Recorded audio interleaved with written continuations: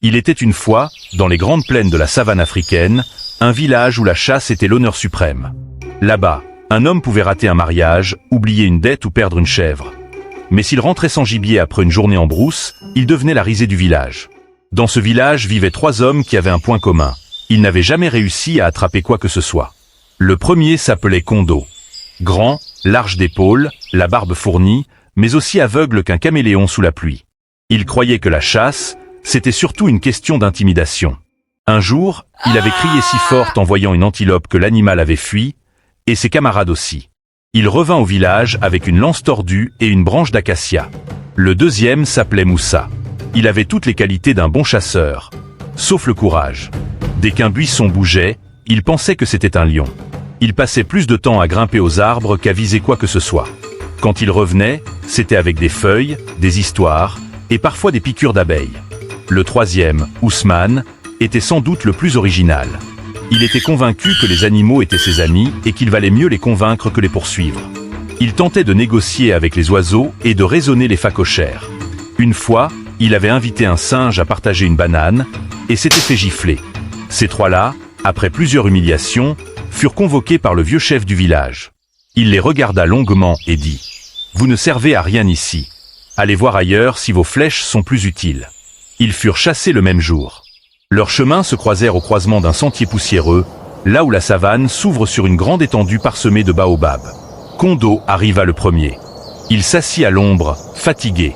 Moussa le rejoignit 1 heure plus tard, encore essoufflé après avoir fui un papillon qu'il avait pris pour un faucon. Ousmane, lui, chantonnait en lançant des cailloux à des nuages invisibles. Quand ils se racontèrent leurs histoires, ils se mirent à rire. Un fou rit seul, dit-on, mais 3 idiots rient ensemble comme s'ils avaient compris un secret que le monde ignore. On dirait qu'on est fait pour être amis, dit Kondo. Ils décidèrent alors de voyager ensemble, vers l'inconnu, sans plan ni boussole, seulement guidés par le soleil, qu'ils oubliaient parfois d'observer. Un soir, alors que le ciel virait à l'orange brûlé et que les criquets chantaient comme un orchestre mal accordé, ils aperçurent une maisonnette au bord d'un sentier. Une vieille femme y vivait seule, entourée de chèvres maigres et de poules qui semblaient plus sages que leurs anciens chefs. Elle les observa avec méfiance. « Que venez-vous chercher ici ?» Kondo répondit. « De l'ombre et un peu de paix. » Ousmane ajouta. « Et peut-être une marmite vide à partager. » La vieille les fit entrer, leur servit un peu de bouillie et écouta leurs mésaventures.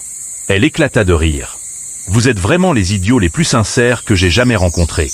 Mon mari m'a quitté parce que je ne savais pas cuisiner. Mes enfants sont partis car je parle trop. Alors je vais vous mettre à l'épreuve. Si vous échouez, vous resterez ici avec moi. Si vous réussissez, vous pourrez partir fièrement. » Les 3 amis acceptèrent. Après tout, c'était la première fois qu'on leur proposait de rester quelque part, même en cas d'échec. Le lendemain, à l'aube, elle leur confia une mission à chacun. À Kondo, elle donna un panier et une corde. « Va cueillir des noix de coco dans le grand arbre là-bas. Ramène ce que tu peux. » À Moussa, elle donna un filet et une bassine. « Va à la rivière. Lance le filet, attrape du poisson et reviens. » À Ousmane, elle tendit un seau et un petit canari. « Va puiser de l'eau au puits et remplis le canari. » Kondo grimpa tant bien que mal au cocotier. Il cueillit une noix, descendit, puis se dit « Pourquoi remonter ? Je vais lancer cette noix pour faire tomber les autres. » Il lança, la noix éclata au sol. Il ramassa ce qu'il en restait et revint avec un sourire fier. « C'est tout ? » demanda la vieille. « J'ai oublié de cueillir plus pendant que j'étais en haut, » répondit-il. Elle hocha la tête. « Toi, tu es parfait pour entretenir les noix déjà tombées. » Moussa, lui, réussit à attraper 3 beaux poissons. Mais sur le chemin du retour, il eut soif. En voyant la bassine pleine d'eau, il jeta les poissons et but à grande gorgée. Puis il revint, avec une bassine vide. « Où sont les poissons ?» demanda la vieille. « Ils gênaient l'eau, » répondit-il.